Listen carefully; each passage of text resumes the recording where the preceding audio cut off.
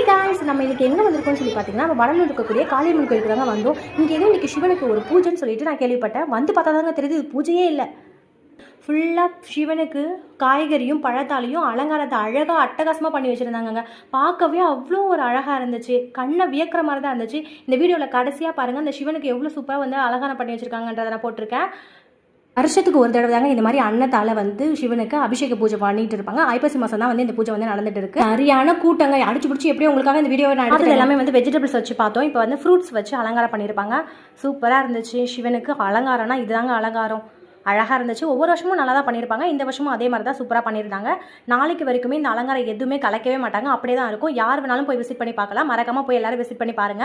இந்த கோயில் கரெக்டாக எங்கே இருக்குன்னு பார்த்தீங்கன்னா, சிதம்பரம் பஸ் ஏறதுக்காக போவோம் இல்லையா, அந்த இடத்துக்கு பரமேஸ்வரன் மண்டபத்துக்கு ஆப்போசிட்ல ஒரு ரோடு போவாங்க. அதுக்குள்ளார போனீங்க அப்படின்னா காளியம்மன் கோயில் இருக்கும். அவ்வளோதான் கைஸ், இந்த வீடியோ முடிஞ்சிருச்சு. அடுத்த வீடியோவில் நம்ம மீட் பண்ணுவோம். அதுக்குள்ளார சீக்கிரமா எல்லாரும் என்ன சப்ஸ்கிரைப் பண்ணி வச்சுக்கோங்க. பெல் ஐக்கானி கிளிக் பண்ணி வச்சுக்கோங்க. லைக் பண்ணுங்க, கமெண்ட்டும் பண்ணுங்க. பாய் கைஸ், தேங்க்யூ ஃபார் வாட்சிங்.